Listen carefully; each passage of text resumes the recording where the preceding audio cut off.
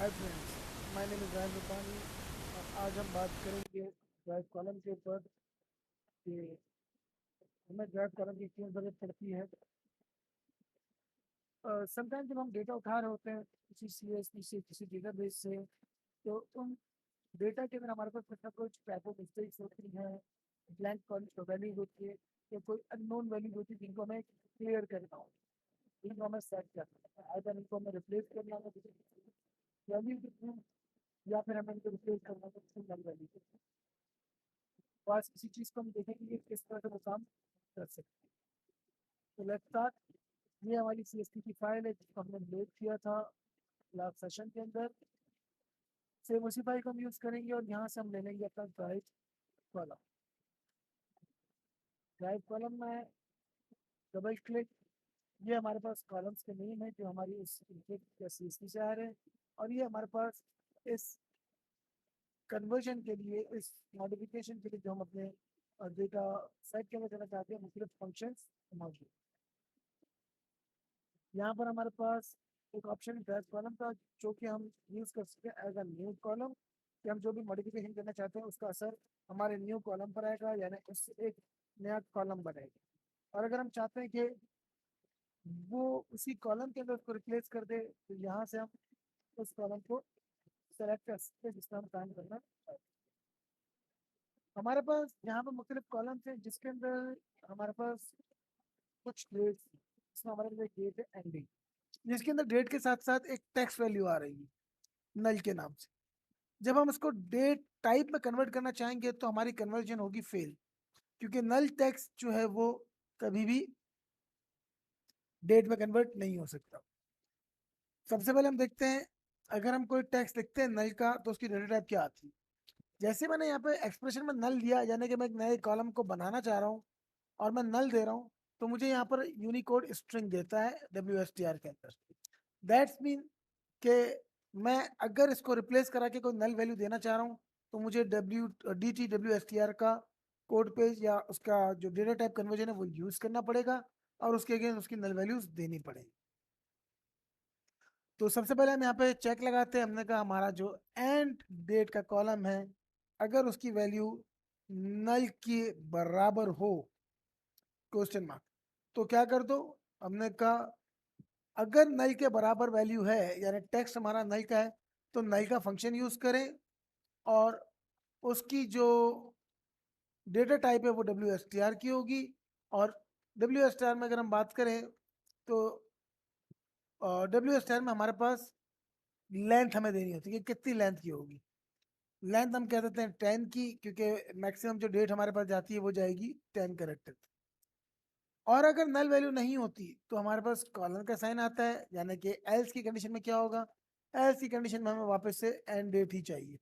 हमने यहाँ पर एंड डेट दे दी, तो हमने यहाँ पर देखा कि एक एक्सप्रेशन लगाया कि एंड डेट बराबर हो नल के, तो एक नल वैल्यू जनरेट कर दे, अदरवाइज एंड डेट दे दे।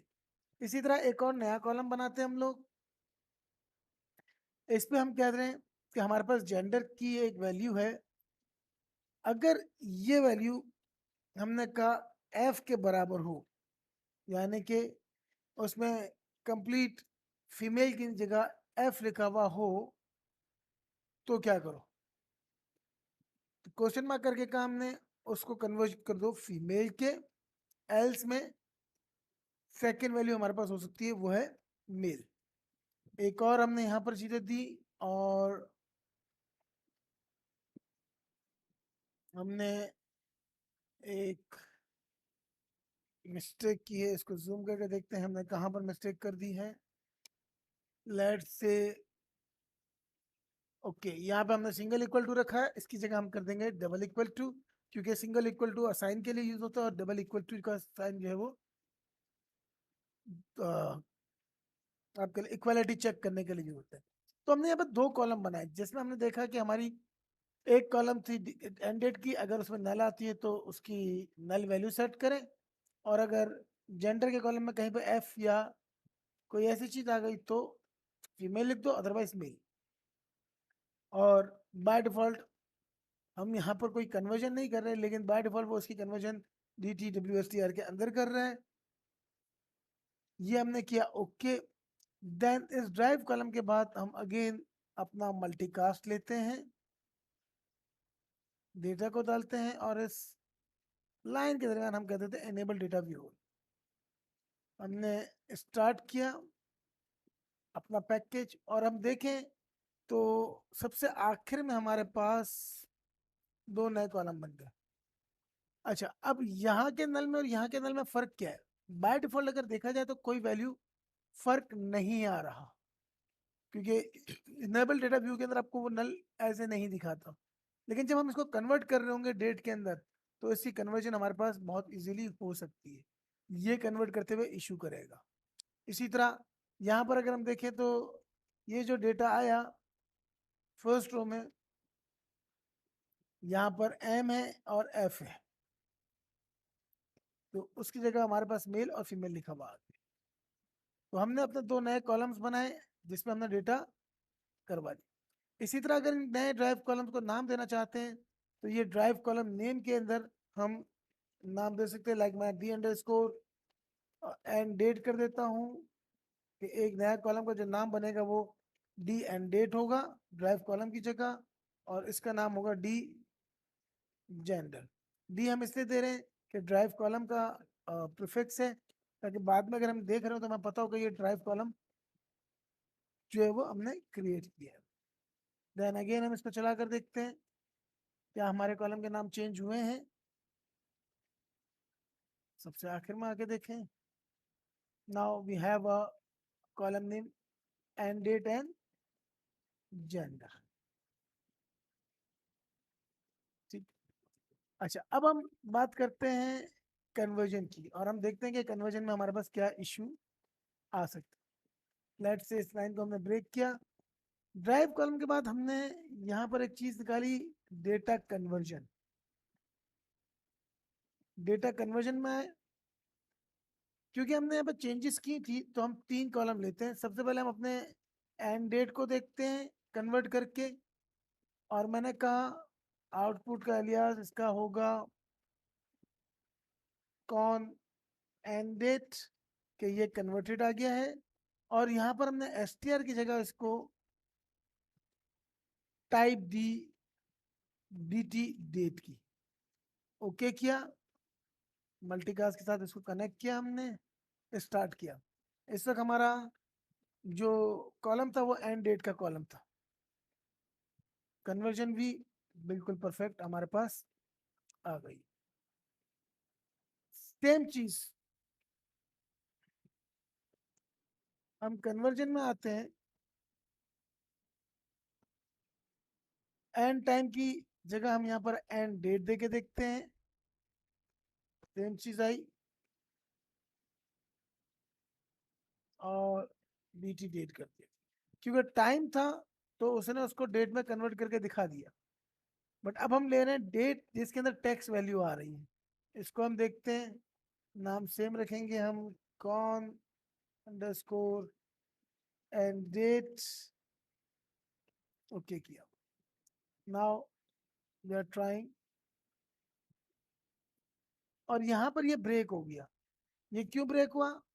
क्योंकि यहाँ पर एंड डेट के अंदर हमारे पास आ रहा था टेक्स्ट जिसको हमने रिप्लेस नहीं कराया था। अब हम कन्वर्जन में ही जाते हैं, लेकिन अब इस एंड डेट के कॉलम की जगह हम लेते हैं डी एंड डेट, जहां पर हमने डेटा को रिप्लेस कराया था नल वैल्यू के साथ, यानी कि जो एक्चुअल में नल वैल्यू है। और इसकी अब हम डेटा टाइप रख लेते हैं dt डेट की, क्योंकि ये WSTR में है। हमने डायरेक्टली इसको दे दिया dt डेट, और ये वो कॉलम है जहां पर डेटा की कन्वर्जन हमने नल के तौर पे की थी, यानी नल टेक्स्ट रिप्लेस करके नल वैल्यू डाली। अब हम इसको रिप्लेस करके कन्वर्ट करके देखते हैं, और अगर हम देखें तो हमारी कन्वर्जन पूरी हो चुकी है। और अगर हम इस पर इनेबल डेटा व्यू करें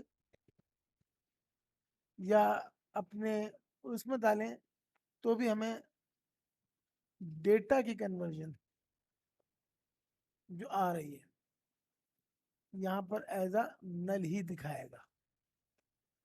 क्योंकि ये कन्वर्ट करके एक अलग कॉलम बना है। तो सम टाइम आप इस तरह से कॉलम्स क्रिएट करके जाते हो, डेटा को वेरीफाई कर रहे हो। एक मरतबा जब आप कंफर्म हो जाए, देन फिर आप उसको उसी कॉलम के अंदर चेंज कर सकते हो कि भाई मुझे ये इनपुट कॉलम आ रहा था, इस इनपुट कॉलम की जगह बनाओ और उसकी जगह एक नया कन्वर्जन या एक नई कन्वर्टेड वैल्यू प्लेस कर। तो इस तरह से हम अपनी वैल्यूज को कन्वर्ट कर सकते हैं, अपने नए ड्राइव कॉलम्स बना सकते हैं, एंड देन फिर हम उसको डेटाबेस में गिरा सकते हैं।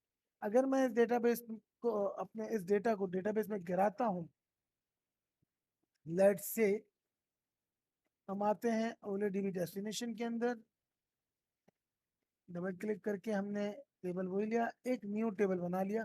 तो यहाँ पर देखें जो जो आउटपुट आ रहे थे उसमें ऑटोमेटिकली उसने यहाँ पर उसकी डेट टाइप भी डिफाइन कर दी। बाय डिफॉल्ट ये डेट टाइम जा रही है, मैं इसको डेट भी कर सकता हूँ अपनी मर्जी से। और ये क्योंकि WSTR थी तो वो हमारे पास जो है वो n बार 4 बार। अब मैं ओके करता हूँ। अच्छा नेम मौजूद है, यहाँ पर मैं डेटाबेस का नाम डालता हूँ, डेटाबेस डेस्टिनेशन 4। एक डेटाबेस बन गई, टेबल बन गया। मैपिंग में आके हमने देखा क्या सारी चीज़ें उसके साथ मैप हो रही हैं, हमने कहा जी ओके हो रही हैं, ओके किया। और अब हम इसको प्ले करते हैं। ओके, एक इशू हमारे पास है, वो इसका सेम प्रॉपर्टीज में जाके डेस्टिनेशन में हमने सबसे पहले 65,001 कर दिया है इसका, और डिफॉल्ट पेज का जो है वो हमने ट्रू कर दिया। देन इसको हम प्ले करते हैं और हमारे पास सारा का सारा डेटा जो है वो डेटाबेस में गिर चुका है। Now management studio server open करेंगे हम लोग, और इस डेस्टिनेशन 4 के टेबल में देखेंगे कि हमारे पास डेटा उस कॉन एंड डेट के अंदर कन्वर्ट होके किस तरह का नजर आता है। अगर वो नल वैल्यू आ रही है या वो टेक्स्ट वैल्यू। और हमने देखा कि हमारे पास जो है वो एंड डेट की डेट टाइप थी, तो उसी से हमें समझ में आता है कि हमारे पास जो है वो नल वैल्यू जगह ही होगी, कोई टैक्स नहीं किया हो। हमने डेस्टिनेशन 4 में देखा और ये सारा डेटा गिरा हुआ है। और यहाँ पे देखेंगे, यहाँ पर एज अ टेक्स्ट आ रही है वो चीज, यहाँ पर हमने कन्वर्ट कर दिया था तो वो हमारे पास नल वैल्यू के तौर पे आ रही।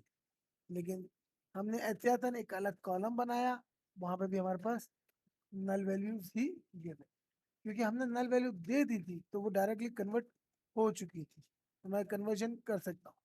लेकिन मुझे कन्वर्ट करने की जरूरत क्यों पड़ी, क्योंकि इस दी एंड की हम बात करेंगे तो अगर मैं इसकी डेटा टाइप देखूं, इसकी एन बार 4 है, क्योंकि नल वैल्यू हमने कन्वर्ट कर दी थी स्ट्रिंग की बेस पर।